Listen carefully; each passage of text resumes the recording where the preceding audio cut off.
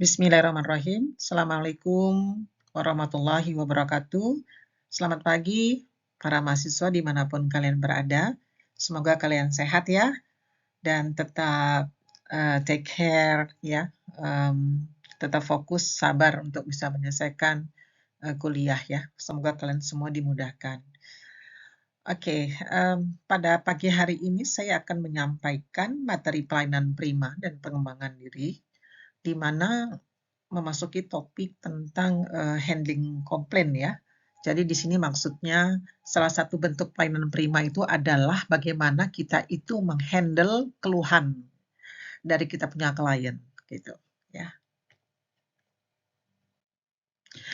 Oke, ada beberapa agenda dalam pertemuan kita ini sebagaimana di RPS ya yang sudah disusun itu ya. Terkait dengan bagaimana pengertian dari keluhan, penyebab keluhan itu apa, kemudian manfaatnya gimana, aspek-aspek apa sajakah di dalam menghandle atau melayani gitu ya, dalam menghadapi keluhan gitu ya. Terus faktor-faktor keberhasilan itu supaya keluhan itu bisa diatasi dengan baik gimana gitu ya, dan syarat bagi sistem dan prosedur komplain yang baik. Dan seperti biasa, saya biasanya menutup dengan studi kasus, di mana studi kasus ini nanti kita akan melihat bagaimana mengimplementasikan apa-apa yang menjadi materi kita dari 1 sampai poin 6 ini dalam sebuah kasus. Gitu. Oke, kita mulai pertama, apa sih pengertian dari handling komplain? Ya, jadi di sini pengertian dari komplain atau keluhan adalah ungkapan gitu ya, ungkapan apakah bisa secara verbal ataupun secara nonverbal gitu ya. Di sini adalah ungkapan ketidakpuasan atau keberatan yang diajukan oleh pelanggan ya atau pihak lain mengenai suatu produk, layanan atau prosedur gitu ya yang mereka rasakan tuh kok kayaknya kok misalnya nih kok nggak nyaman gitu ya, ini kok ribet misalnya ya. Jadi artinya tidak memenuhi gitu standar kepuasan gitu ya atau harapan ekspektasi ya sebagaimana yang dijanjikan. Oke, selanjutnya sebenarnya apa-apa saja sih yang menyebabkan keluhan itu? Kok keluhan itu bisa muncul gitu ya? Nah, memang di sini selain juga penyebabnya itu masalah tidak saja masalah human error mungkin ya seperti pelayanan dari SDM-nya, ada hal-hal yang terkait misalnya di sini masalah kualitas produk gitu ya. Di produknya itu sendiri dilihat tuh ada sesuatu yang kurang, yang cacat. Misalnya gini ya, kita itu pesan di media sosial memberi sebuah produk gitu ya. Kan dari gambarnya itu bagus banget, warnanya bagus gitu ya. Saya juga pernah ngalami, tetapi ketika sampai di tangan kita itu nggak seperti apa yang kita bayangkan, kok kayaknya nggak simpel banget gitu, sementara harganya mahal gitu ya. Jadi akhirnya kita ngerasa nih kok nggak puas, mau komplain udah terlanjur dibayar gitu kan, barang udah terlanjur diterima gitu ya. Kemudian adanya misunderstanding gitu ya atau miscommunication ya. Kesalahpahaman antara apa yang dijanjikan oleh pihak penyedia dengan apa yang dipahami oleh pelanggan. Bisa jadi gambar yang dia sajikan itu gambarnya kayaknya waduh enak banget misalnya ya, bagus banget barangnya ini kayaknya kayak barang mahalan. Bisa jadi di sana mungkin harga yang ditulis ditawarkan tuh sebenarnya harga dalam bentuk partai ya. Karena kan promosi itu agak-agak sedikit berlebihan juga gitu ya, karena memang tujuannya untuk meyakinkan kita. Ya, di situ makanya kita harus berhati-hati memang di dalam kita itu melihat bagaimana promosi sebuah produk ataupun layanan. Keterlambatan, ya, penyampaian produk atau layanan yang terlambat dari jadwal yang dijanjikan. Ya, ya itu memang sesuatu yang pastilah kita akan merasa kesel gitu ya, marah mungkin karena adanya keterlambatan waktu ya. Jadi barang-barang tuh yang kita pesan tuh terlalu lama gitu ya. Saya biasanya tuh pesan buku. Buku tuh lama banget gitu ya. Nah ini eee, bisa menyebabkan yang namanya munculnya namanya keluhan gitu ya. Kemudian masalah harga. Ketidakpuasan terkait harga atau biaya tambahan yang diinformasikan sebelumnya. Misalnya, nggak taunya ada tambahan pajak di situ gitu kan. atau di sana kita, ada misalnya tambahan biaya pembungkus gitu ya. Kalau kita belanja di sebuah minimarket itu kan tiba-tiba tuh ada tambahan Rp200, nggak taunya adalah untuk pembungkusnya. Ya macam ditanya, "Nih pakai pembungkus apa enggak?" Nah, ternyata dia memang ada penambahan harga gitu ya. Makanya kita kalau nggak ribet ya bawa tas atau kresek gitu dari rumah gitu ya. Karena itu ditambahkan. Belum lagi misalnya tambahan-tambahan biaya pelayanan yang diberikan oleh si sales-nya mungkin gitu ya, dibebankan gitu. Nah, pelayanan pelanggan juga ya, misalnya interaksi yang kurang menyenangkan atau tidak memuaskan dengan staf atau representatif perusahaan. Misalnya dia tuh memberikan pelayanan tuh jutek banget, kita misal pergi ke restoran, dianya itu mukanya jutek tadi, muka kayak muka cerah nggak ramah lah gitu ya. Makanannya tuh kayaknya dilempar-lempar gitu, gitu ya. Atau, bisa jadi juga memang di sana karena buru-buru banyak pemesannya tuh lama banget ya. Pernah nggak ngerasa gitu kita pesan makanan itu ya, makanya kita perlu namanya order dulu, research dulu sebelum kita datang, karena kelamaan gitu nungguin masaknya tuh sama nyantapnya tuh nggak imbang gitu ya, nyantapnya sebentar, nunggunya masaknya lama banget gitu ya. Kadang-kadang kalau kita mau pergi ke satu warung, katanya baksonya enak aja, pas saya lewat yang ngantri banyak banget, ya udahlah mending saya cari bakso yang lain-lain aja gitu ya. Itu kemarin saya mau pengen makan bakso Solo, wah ya ampun ya ngantri banyak banget. Akhirnya ya cari bakso Solo yang lain tuh rasanya juga, enak-enak aja gitu ya. Kemudian apa sih, manfaat dari keluhan? Ternyata keluhan itu juga ada manfaatnya ya. Kita tuh berani protes gitu, berani bicara, berani mengemukakan hal-hal yang tidak sesuai dengan kita gitu ya. Walaupun kadang-kadang saya tuh ditegur sama anak saya, misalnya, kok nggak enak sih kok gini?" Ibu saya, anak saya itu yang cowok masih bilang, udah, nggak usah berisik, nggak usah komplain, udah," gitu. Ya kayaknya nggak mau rame gitu ya. "Udahlah, udah," gitu ya. Tapi kalau kita emak-emak tuh biasanya sih kadang kita itu bicara aja gitu ya, "Ini kok udah lama pelayanannya, mahal, nggak enak lagi," gitu. Malah kita nggak boleh ya yang namanya menghina makanan tuh nggak boleh gitu ya. Oke, feedback langsung gitu ya. Jadi keluhan itu memberikan umpan balik, langsung dari pelanggan tentang apa yang tidak berfungsi atau perlu ditingkatkan. Ya tadi gitu kan, dia bisa memberikan masukan dong, misalnya, kita kan suka tuh dikasih namanya satu tulisan atau apa, di dinding dipasangi apabila Anda tidak puas dengan pelayanan kami, bisa menyampaikan secara langsung dalam kotak aduan gitu kan. Nah itu bagian dari manfaat namanya keluhan kan perlu juga dikritik gitu ya untuk membangun maksudnya, untuk memperbaiki ya. Jadi di sini selain feedback, secara langsung yang dirasakan oleh si pemilik perusahaan atau pemilik, produk gitu, juga ada isinya peluang perbaikan ya. Mempelajari dan memahami keluhan memungkinkan perusahaan untuk melakukan perbaikan. Jadi dia apa nih yang kurang, kayaknya nih rasanya terlalu asam atau terlalu pedes atau gimana ya gitu-gitu ya. Nah, oh ya ya, oke oke kami catat, note gitu kan.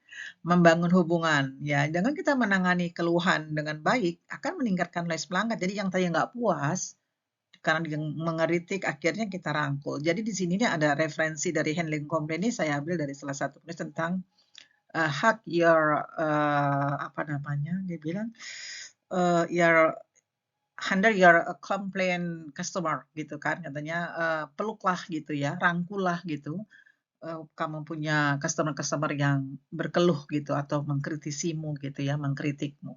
Itu dirangkul gitu, bukan malah kita marah karena kita dikritik, kita rangkul gitu. Jadi apa yang tidak menyenangkan sama dia tuh langsung kita perbaiki dan kita coba untuk mengkoreksi dan kita memberikan follow up-nya kepada dia untuk misalnya kunjungan dia selanjutnya gitu ya.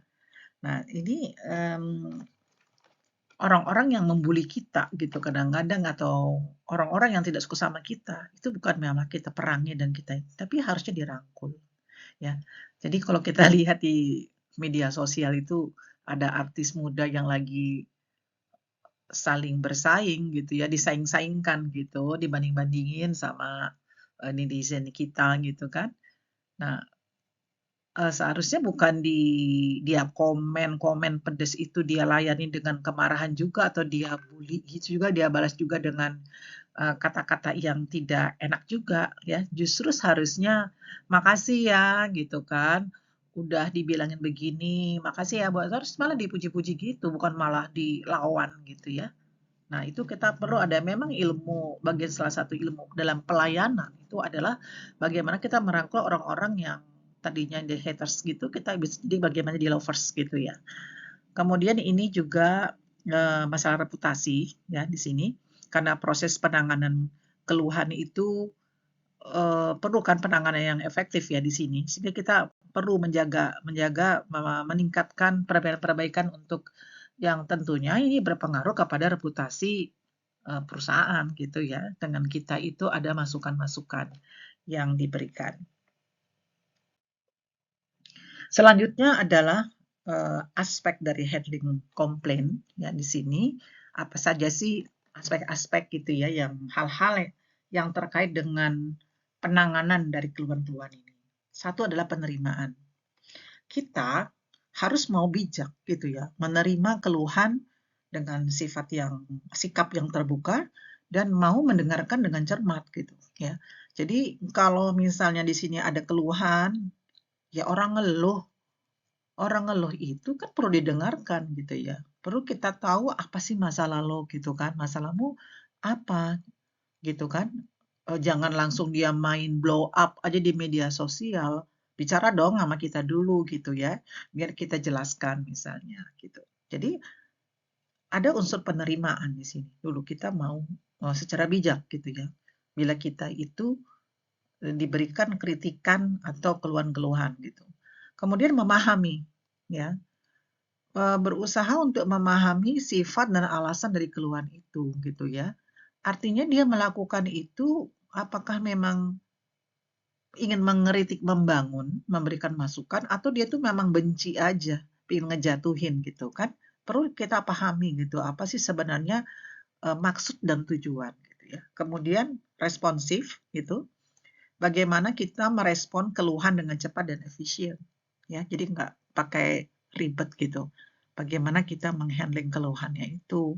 Misalnya dia di sana merasa terlalu lama pelayanannya gitu ya. Jadi bagaimana dia di dalam perusahaan itu menambah pelayannya gitu atau pelayan-pelayan yang ada itu ditingkatkan bagaimana service excellence-nya bisa gesit gitu kan dalam pelayanan itu bisa kerja dengan sat-set gitu kan ya nggak pakai acara pelan gitu ya, butuh dan pelayanan yang sigap gitu ya.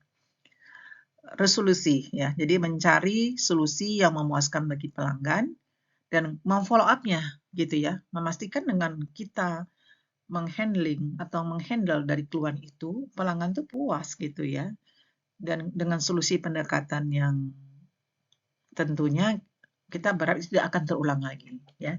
Jadi seperti dulu saya pernah sampaikan kasus di sebuah penerbangan yang mereka mengkritisi cara pelayanan menu makanan di dalam pesawat, sempat heboh, viral, sempat pencemaran nama baik, sempat mau dipolisikan, dituntut sebab terjadi saling serang, perang antara pembuli yang memberikan dukungan kepada yang menjadi korban dengan perusahaan tersebut ya. Namun akhirnya ini ditangani dengan dirangkul. Jadi dia benar-benar dia melaksanakan yang namanya dia rangkul, dia punya nasabah atau kliennya ini yang mengeluh ini, yang tidak puas ini gitu ya. Akhirnya malah bagus ya, malah diangkat, malah terbangun kerjasama untuk mempublikasikan kegiatan-kegiatan mereka yang lain. Kemudian di sana itu, ada perdamaian gitu ya, jadi saling akhirnya ya win-win, solution gitu. Kemudian adalah faktor-faktor keberhasilan dari handling. Nah, ini tadi saya katakan, kalau memang misalnya masalahnya di karyawan kita, pelayannya yang kurang cepat gitu kan, kurang gesit misalnya, ya perlu namanya pelatihan staf di sini. Jadi memastikan bahwa semua anggota dari tim yang pelayan itu mereka bisa menangani dengan keluhan dengan baik gitu ya, dan mereka juga, di sini mempunyai, relationship yang bagus gitu ya, ramah, rendah hati, santun, wajahnya tuh sumringah gitu ya, selalu smile gitu ya, masa capek nggak capek dia harus tetap memberikan yang terbaik ya, dengan dia senyum, sapa, salam gitu. Kemudian juga perlunya kesiapan dari sistem ya. Jadi memiliki sistem yang efektif untuk melacak dan menangani keluhan gitu. Jadi ada semacam, sistem yang secara langsung tuh kalau diklik dia akan menerima keluhan-keluhan dari pelanggan gitu ya, hal-hal apa saja, apakah dengan WA bisnis gitu ya, apakah mungkin dengan Google Form gitu yang secara otomatis dengan layanan link khusus dia bisa langsung diterima gitu ya. Jadi ini perlu kan, eee, yang namanya keluhan ini segera gitu ya. Dia tidak bisa mengandalkan semuanya manusia. Perlu juga penanganan itu, melalui cepat gitu ya dengan teknologi. Komunikasi yang baik, menjaga jalur komunikasi terbuka dengan pelanggan dan memastikan mereka selalu diberi informasi tentang status keluhan mereka. Ya, jadi di sini memang perlu namanya media sosial itu ya, misalnya kita seperti mungkin Instagram gitu ya di situ atau YouTube, kita ada hubungan gitu ya, komunikasi yang berkelanjutan gitu dengan pelanggan itu, sehingga di sana bisa dikonfirmasi gitu ya, hal-hal yang terkait keluhan-keluhan itu udah di-follow up apa enggak gitu kan. Teliti, ya, ketelitian. Jadi mengatasi akar masalah dan bukan hanya gejala. Jadi kalau misalnya ada keluhan muncul itu bukan karena dia marahnya itu, dia keselnya itu yang dilihat, tetapi apa penyebab akar masalahnya tuh di mana gitu kan. Jadi perlu juga kita pelajari, kita survei, kita lihat kepuasan pelanggan. Teori-teori pelanggan itu banyak banget ya yang meneliti tentang kepuasan pelanggan. Ya. Kemudian empati, menunjukkan rasa pengertian dan peduli terhadap perasaan dan kebutuhan pelanggan ya. Jadi kita kalau memang, kita bisa sabar gitu ya sebagai seorang yang penjual gitu ya, pembeli kadang raja gitu, dan kita itu harus, memberikan empati gitu ya, simpati kepada mereka atas apa-apa yang mereka keluhkan gitu ya. Jadi kita juga jangan terbawa-bawa emosional juga gitu ya. Kalau sama-sama emosionalnya dia emosi, kita emosi, ya udah perang-perangan pada akhirnya gitu ya. Ya di sini,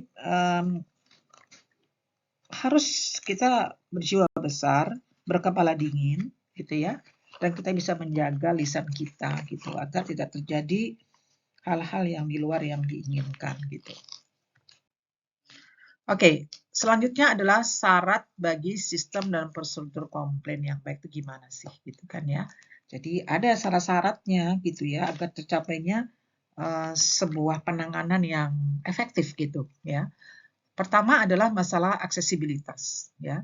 Jadi sistem itu yang disediakan oleh pengusahanya gitu ya, apakah itu mungkin restonya, perusahaannya dalam bentuk toko gitu ya, dia harus mudah sistem itu mudah diakses gitu ya oleh pelanggan dengan berbagai cara. Misalnya dia menyampaikan keluhannya melalui telepon, email, atau secara dengan Google Form atau dengan WA bisnis misalnya ya.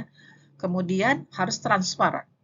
Pelanggan harus diberitahu tentang proses gimana sih ngajukan keluhan gitu ya, dan apa yang dapat mereka harapkan selama proses tersebut gitu. Jadi di sini juga dia harus mau terbuka gitu ya.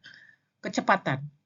Keluhan itu harus ditangani dalam waktu yang sesingkat mungkin ya, karena kalau keluhan itu dibiarkan aja tuh bisa memunculkan yang namanya ketidakpuasan, jadi proses bisa jadi krisis nanti ya, karena dibiarkan dicuekin gitu ya.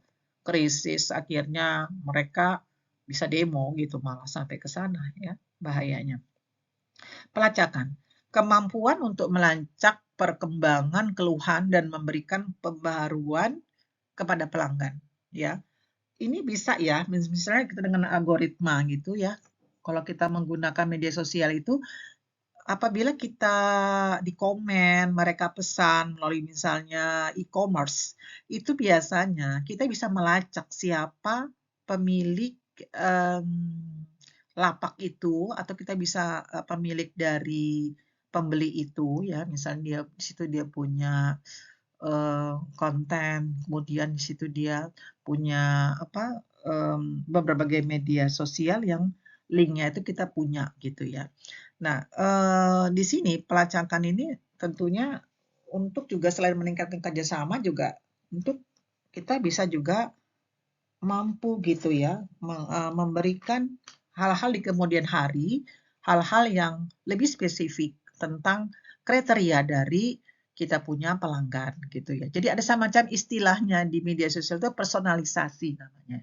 Jadi personalisasi itu diambil dari bagaimana aktivitas dia, traffic dia di media sosial ya dari sana dan kecenderungan-kecenderungan ya. Misalnya kita punya di feeds kita gitu ya, di halaman kita punya konten kita gitu ya, ruangan kita itu sering muncul berita-berita yang sama ya karena mereka menandai kita suka browsing tentang hiburan dan tentang film, maka akan selalu bermunculan film dan terkait dengan orang-orang yang biasa kita cari gitu ya. Itu bagian dari contoh pelacakan. Tindak lanjut, setelah keluhan diselesaikan, ada mekanisme ya untuk memeriksa kembali dengan pelanggan dan memastikan kepuasannya. Ya, jadi kita itu setelah mencatat, setelah kita mendengar, setelah kita itu melakukan satu identifikasi gitu kan terhadap akar permasalahannya keluhan itu, ya kita punya progres waktu untuk kira-kira tindak lanjutnya ini deadline-nya kapan gitu kan. Nah, tentunya kita memerlukan sebuah analisis gitu ya, menganalisis daripada keluhan itu sehingga tadi itu saya katakan identifikasi masalah umum dan perbaikan itu bisa berjalan dengan cepat gitu ya dan bisa akhirnya memuaskan dari si pelanggan.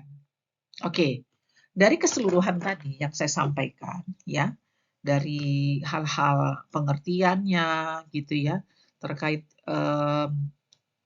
sampai kepada bagaimana kita melihat kira-kira itu apa sih faktor-faktornya, bagaimana supaya ada yang namanya syarat-syarat kepuasan itu bisa terbangun gitu. Coba kita lihat bagaimana implementasinya dalam sebuah kasus handling komplain. Dan kita pada akhirnya di sini pelanggan gitu ya, si Pak Rizky ini bisa menjadi pelanggan yang loyal gitu. Oke, demikian ya mahasiswa semua untuk perkuliahan kita pada hari ini untuk mata kuliah pelayanan prima, di mana handling komplain ini menjadi sesuatu yang menjadi ujung tombak ya di dalam pelayanan gitu ya. Reputasi perusahaan kita gitu ya, itu sangat tergantung nilainya gitu ya dari pelayanan prima terkait dengan bagaimana penanganan keluhan-keluhan dari pelanggan ya. Baiklah, saya mohon maaf apabila perkuliahan ini disampaikan secara dengan menggunakan di video YT ini. Ya mudah-mudahan apa-apa yang kalian ingin ketahui lebih lanjut dapat kita didiskusikan di WA Group ya. Dan saya mohon maaf apabila ada kekurangannya gitu. Baiklah, saya harap semua mahasiswa bisa menyimak dan kita akan mendiskusikannya lebih lanjut nanti di kelas. Selamat pagi, terima kasih. Take care. Wassalamualaikum warahmatullahi wabarakatuh. Memang garansi di situ tuh adalah untuk memberikan gitu ya kepuasan bagi pelanggan untuk bisa menukar misalnya memang barang itu ada kerusakan dari pabrik. Terus bagaimana aspek-aspek di dalam penanganan daripada keluhan ini kan di sana menerima gitu kan. Jadi customer service dari toko elektronik ini dia menerima gitu ya, mencatat keluhan Bapak Rizky ini dengan sikap yang ramah dan mendengarkan masalahnya dengan seksama gitu ya. Entah melalui telepon atau mungkin secara langsung dia datang. memahami ya, melakukan satu pemahaman di sini bagaimana dia mengetahui bagaimana detail masalah yang dihadapi dan bagaimana hal itu bisa mengaruhi pengalaman penggunaannya gitu ya. Jadi cepat juga meresponnya gitu. Ini Pak, saya berikan solusi untuk menggantikan laptop ini, untuk memperbaikinya. Setelah dilihat, "Ini Bapak nggak ada jatuh nih selama Bapak beli berapa hari? Apakah ini nggak ada kena air mungkin pas lagi minum?" "Oh nggak ada," katanya si Pak Rizky gitu kan. Nah, resolusinya di sini Pak Rizky memilih untuk menggantikan laptopnya dan proses penukaran dilakukan dengan cepat. Jadi dia minta laptop diganti yang baru aja, yang lain. Kalau misalnya nukar nama nggak apa-apa deh, daripada pakai yang lama tapi begini. Ya udah saya beli agak mahal, tapi saya minta yang lebih bagus garansinya ya. Terus di follow up gitu. Beberapa hari setelah penukaran, customer service menghubungi Bapak Rizky untuk memastikan bahwa laptop pengganti sudah diberikan dan apakah berfungsi dengan baik gitu ya. Oh, Pak Rizkynya udah senang-senang. Oh, dia puas banget. Ternyata solusi yang diberikan oleh pihak toko elektronik ini memuaskan. Ya, seperti itu. Nah, faktor-faktor keberhasilan dari penanganan di sini dapat dilihat adalah staf customer service yang terlatih dan baik itu mampu menangani keluhan dengan empati. Itu udah poin ya, orang udah kesel-kesel datang dia bisa menghadapinya dengan tenang, dengan drama, cooling down dulu gitu kan. Kemudian sistem yang memungkinkan pelacakan dalam program itu dengan cepat karena dia punya data waktu dia penjualan itu gitu ya. Kemudian adanya terbangun komunikasi yang baik antara si customer service dengan Pak Rizky tadi dan kesediaan dari Elektronik Jaya itu untuk memperbaiki masalah dengan segera dan menjamin kepuasan dari pelanggan tersebut gitu. Nah, syarat bagi sistem dan prosedur komen yang baik di sini, Bapak Rizky dengan mudah mengajukan keluhan melalui situs webnya Elektronik Jaya. Artinya ada media sosial gitu ya yang biar membantu mendapatkan balasan dalam kurang dari 24 jam. Jadi cepat banget dia responnya gitu ya. Kemudian proses keluhan dijelaskan dengan jelas kepada Bapak Rizky, termasuk langkah-langkah yang akan diambil dan ada estimasi waktunya, jadi nggak open date gitu. Deadline-nya jelas kapan nih Pak, mungkin seminggu lah Pak kami carikan gitu ya penggantinya. Nah, Elektronik Jaya memiliki sistem internal yang memungkinkan mereka untuk melacak, seperti saya bilang algoritma tadi, ada riwayat pembelian yang tersimpan secara sistem gitu. Ya bisa jadi karena dia membeli melalui Instagram atau mungkin nonton TikTok gitu kan ada ya, data-data itu akan masuk gitu. Dan memastikan hal ini membantu untuk memberikan resolusi, ada kontaknya di situ ya. Setelah masalah diselesaikan tuh juga ada mekanisme tindak lanjut untuk memeriksa si customer service ini menghubungi lagi ya di sini, "Gimana Pak Rizky, bagus nggak? Ada keluhan nggak?" Gitu ya. Ternyata menurut Pak Rizky, oh tidak gitu ya. Ini udah memuaskan sekali. Terima kasih Mbak, saya sudah merasa benar-benar mendapatkan pelayan yang bagus ya. Masalah saya cepat diatasin. Ya ini adalah sesuatu nilai positif tentunya kita berharap si Pak Rizky ini akan menjadi pelanggan yang loyal. Setidaknya dia bisa mereferensikan kepada orang lain, "Oh di sini toko elektronik ini bagus loh dalam pelayanan, kita